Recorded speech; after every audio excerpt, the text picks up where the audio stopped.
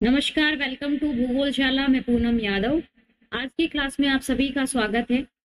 तो आज की हमारी क्लास का टॉपिक है वो जियो पॉलिटिक्स का, किस प्रकार से चेंज आता है, किस प्रकार से जलवायु परिवर्तन के चलते भू राजनीति भी बदलती है, भू राजनीति कैसे इफेक्ट होती है क्लाइमेट चेंज से, और किसी भी क्षेत्र विशेष में संसाधन के कम हो जाने से या पॉपुलेशन के अधिक बढ़ जाने से या गैसों के अधिक उत्सर्जन से किसी भी क्षेत्र की जब क्लाइमेट चेंज होती है तो उसका भू राजनीति पर क्या इफेक्ट पड़ता है।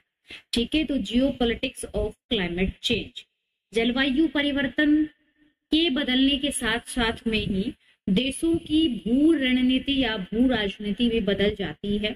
तो सरकार का रुख जिस प्रकार से क्लाइमेट चेंज होता है उसी के साथ साथ में ही जियो स्ट्रेटेजी और जियो पॉलिटिक्स बदल जाते हैं। तो देखिए, इतिहास में सरकारों ने खनिज संसाधन विशेषकर तेल और गैस तक पहुंच सुनिश्चित करने के लिए एक दूसरे के साथ प्रतिस्पर्धा की है। ठीक है, जिस प्रकार से एक राष्ट्र है और उसमें किसी संसाधन की कमी है तो दूसरे ऐसे किसी राष्ट्र के साथ में संबंध स्थापित करना या फिर इस प्रकार की स्ट्रेटेजी प्लान करना, इस प्रकार की जियो पॉलिटिक्स को फेस करते हुए चलना कि ऐसे राष्ट्र जो अधिक तेल उत्पादक है या गैस उत्पादक है उनके साथ में ही अपने आपसी संबंध बढ़ाना। तो ऊर्जा व्यापार संबंधों ने तो एनर्जी का जो लेन देन है तो उससे संबंध प्रगाढ़ बनाए हैं। अंतर्राष्ट्रीय सहयोग के साथ साथ विदेशी और सुरक्षा नीतियों को भी काफी हद तक आकार दिया है।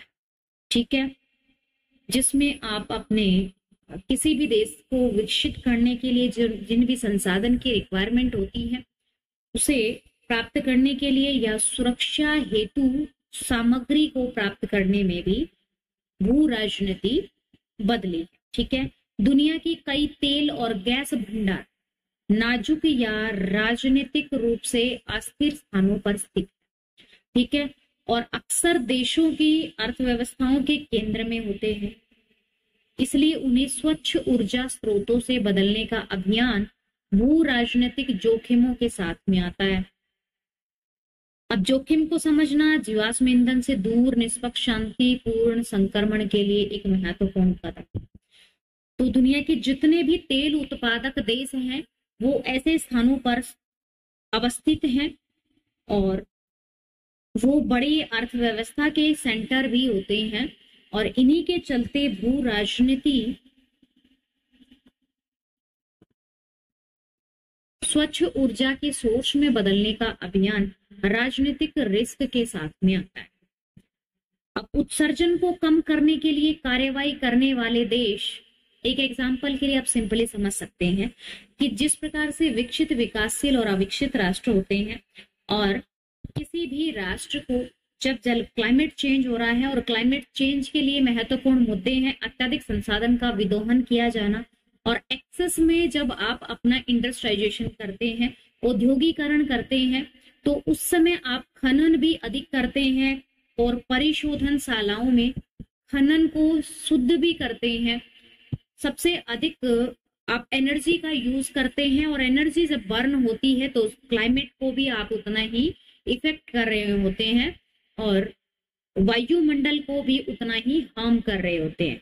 तो उस समय ये भी एक जियो पॉलिटिक्स होती है कि किस प्रकार से हम अपने औद्योगिकरण को या हम अपने विकास की ओर उन्मुख होते हुए दूसरे कमजोर नीतियों वाले देशों पर व्यापार प्रतिबंध लगाते हैं, जबकि विकसित राष्ट्र जो उत्सर्जन अधिक करते हैं उन पे रोकथाम या प्रतिबंध सक्सेस नहीं हो पाते हैं, जिससे व्यापार, युद्ध और आर्थिक राष्ट्रवाद बढ़ता है।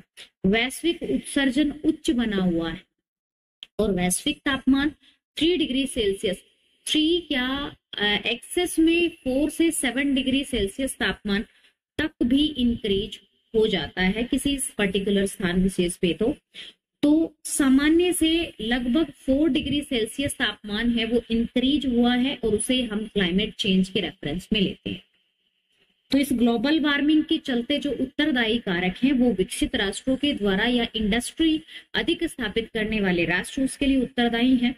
भू राजनीति में जलवायु परिवर्तन की भूमिका पिछले दशक में स्पष्ट रूप से देखी गई।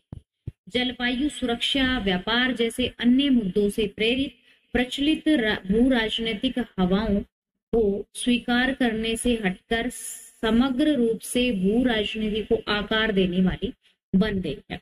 अब संयुक्त राष्ट्र महासचिव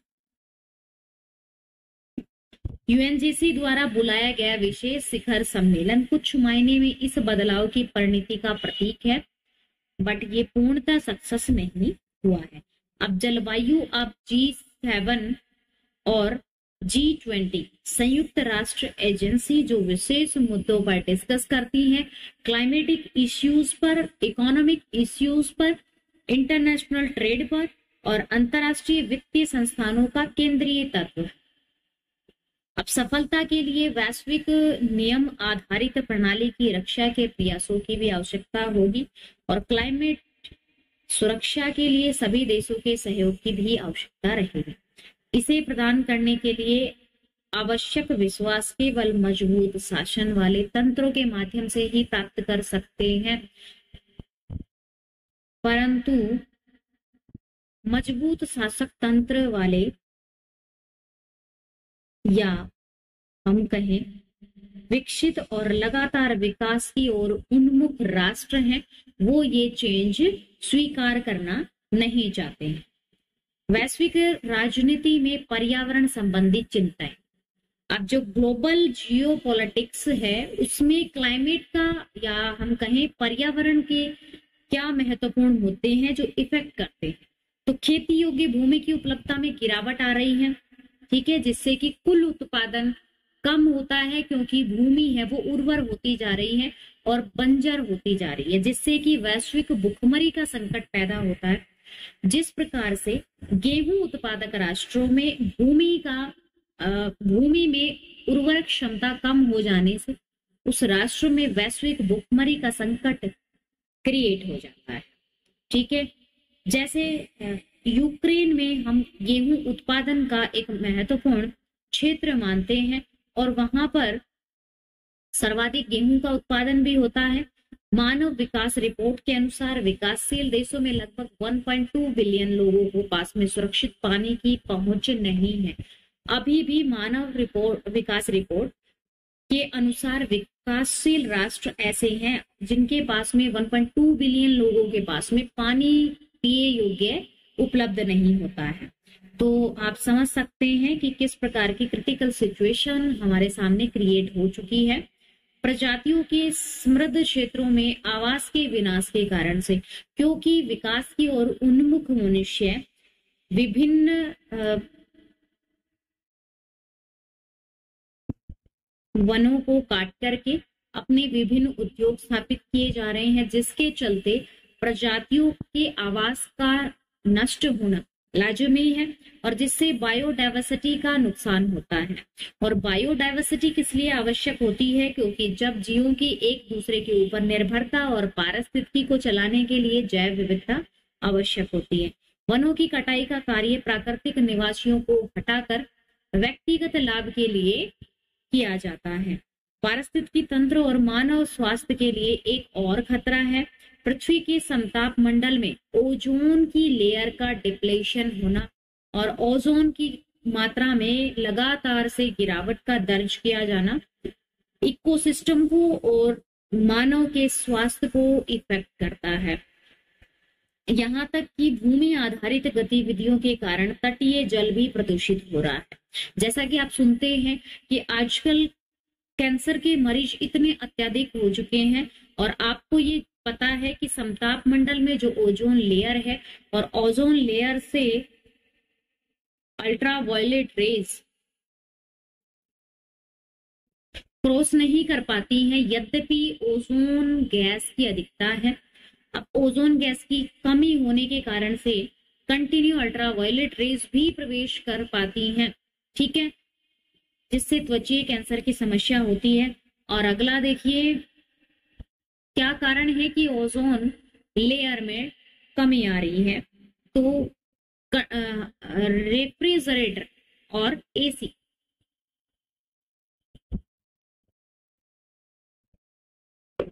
से निकलने वाला विषाक्त CFCS गैस ओजोन के डिप्लेशन में महत्वपूर्ण कारक है। भूमि गतिविधियों के कारण तटीय जल भी प्रदूषित हो गया है। जिस प्रकार से औद्योगिक चिमनियों से निकलने वाला धुआं वायु को प्रदूषित करता है, वहीं औद्योगिक क्षेत्रों से निकलने वाला लिक्विड जो कचरा है और वो जाकर के रिवर में या वाटर बॉडीज में इंक्लूड होता है, तो इसके कारण से पेयजल भी दूषित हो जाता है। ठीक है, ठोस कचरे का निपटान भी नहीं हो पाता है, जिसके चलते नेचुरल पर्यावरणीय समस्याएं जनरेट हो रही हैं। आर्थिक विकास के पर्यावरणीय परिणामों के 1960 के दशक में तेजी से राजनीतिक स्वरूप प्राप्त कर लिया। संयुक्त राष्ट्र पर्यावरण कार्यक्रम UNEP जैसी अंतर्राष्ट्रीय एजेंसियों ने पर्यावरण संबंधी मुद्दों से निपटने के लिए अंतर्राष्ट्रीय सम्मेलन आयोजित करना शुरू कर दिया। पृथ्वी शिखर सम्मेलन या रियो शिखर सम्मेलन बड़ा ही इंपॉर्टेंट शिखर सम्मेलन है अर्थ में, जो कि रियो शिखर सम्मेलन के नाम से जाना जाता है। जून 1992 में ब्राजील के रियो दी जनेरियो में आयोजित किया गया था, जिसमें जलवायु परिवर्तन, जैव विविधता, वानिकी से संबंधित सम्मेलन आयोजित किए गए। एजेंडा 21 इसमें प्रस्तुत किए गए। विकास की प्रथाओं की एक लंबी 21 सूची इसमें प्रकाशित की गई, सिफारिश की गई अर्थमीट में। Important environmental convention and protocols, तो पर्यावरण को बचाने के लिए वैश्विक स्तर पर किए गए प्रयास कौन कौन से हैं, इनके बारे में आज हम आगे देखते हैं। तो लिस्ट ऑफ इन्वायरमेंटल कन्वेंशन, सबसे पहला देखिए रामसर कन्वेंशन 1971। तो रामसर क्या होता है?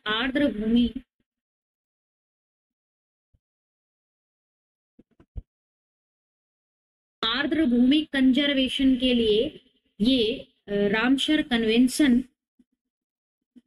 ईरान के रामसर स्थान में 2 फरवरी 1971 में आर्द्र भूमि या वेटलैंड एरिया को कंजर्व करने के लिए कन्वेंशन था। स्टॉकहोम कन्वेंशन 2001 में और CITES 1973, convention of biological diversity 1992, bone convention 1979, Vienna सम्मेलन 1985, मॉन्ट्रियल प्रोटोकॉल ओजोन संबंधित 1987, Montreal Canada, Kyoto protocol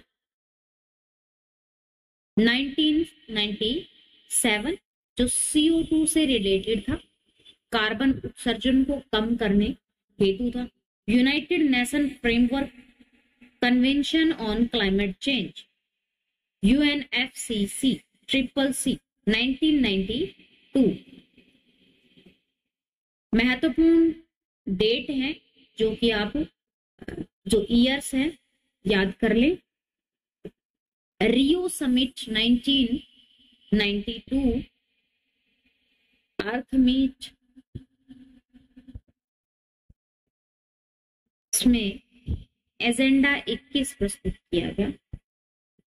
UNCCD 1994, Basel convention 1989, Cartagena protocol on biosafety सन 2000 में, UNRDD 2008, Nagoya protocol 2010, COP 24 2018, COP 21 2016 में, किगाली अमेंडमेंट 2016 में, mini माता पारे से रिलेटेड है, पारे उत्सर्जन से रिलेटेड है, जो 2013 में सम्मेलन हुआ, रॉटरडम कन्वेंशन 1998, अब कोप 25 2019 का। तो ये सभी लिस्ट है एनवायरमेंटल कन्वेंशन की। The geopolitics of natural resources, तो प्राकृतिक संसाधनों की जियोपॉलिटिक्स कैसे होती है। तो आज के रेफरेंस में अगर हम देखें तो सबसे अधिक जो राष्ट्र हैं, जो विकसित राष्ट्र हैं, या हम कहें कि जो भी सुदृढ़ एक अर्थव्यवस्था वाले और जियोपॉलिटिक्स के डोमेन है, वो ओशियन में स्थापित किए जा रहे। क्लियर है। सी में द्वीपीय क्षेत्रों का या द्वीपीय क्षेत्रों के किसी भी राष्ट्र के तटवर्ती क्षेत्रों पर जियोपॉलिटिक्स के नेचुरल रिसोर्सेज के लिए संसाधन भू राजनीति का सबसे पहले अर्थ होता है संसाधन भू राजनीति का, कि संसाधन कहाँ है, कब हैं, कैसे मिलते हैं, उनको हम कैसे प्राप्त कर सकते हैं। तो शीत युद्ध के दौरान उत्तर के औद्योगिक देशों ने संसाधनों के निरंतर प्रवाह को सुनिश्चित करने के लिए कई तरीके अपनाए हैं, और वैश्विक रणनीति में तेल सबसे महत्वपूर्ण संसाधन बना हुआ है। ओके, तेल से जुड़ी हुई अपार संपदा इसे नियंत्रित करने के लिए राजनीतिक संघर्ष उत्पन्न करती है। ठीक है। पश्चिमी एशिया के देश जो खाड़ी देश हैं, वैश्विक स्तर पर उच्च तेल उत्पादक राष्ट्र हैं, जो लगभग 30% हिस्सा स्वयं उत्पादित करते हैं। वैश्विक राजनीति के लिए प्रासंगिक एक अन्य महत्वपूर्ण संसाधन पानी है, ऑयल है। ठीक है। दुनिया के कुछ हिस्सों में क्षेत्रीय विविधताएं और मीठे पानी की कमी 21वीं सदी में संघर्ष का एक प्रमुख सोर्स। अगला फिर जियोपॉलिटिक्स है, वो रिवर के ऊपर है। तो जो देश नदियां साझा करते हैं, कई देश नदियां साझा करते हैं, वे लगभग एक दूसरे के साथ सैन्य संघर्ष में शामिल हैं। ठीक है। एग्जाम्पल के लिए आप काला पानी लीपू लेक विवाद को देख सकते हैं।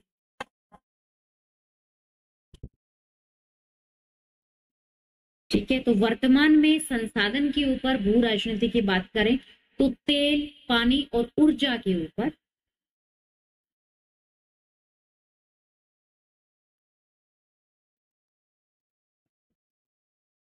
महत्वपूर्ण रूप से भू राजनीति को ध्यान में रखा जाता है। तो इस प्रकार से भू राजनीति का क्लाइमेट चेंज होने के साथ साथ क्या चेंजेस आते हैं, इसी के बारे में आज के हमारे क्लास रही। इसी के साथ ये है फिलहाल क्लास का एंड। मिलते हैं नेक्स्ट वाली क्लास में। धन्यवाद।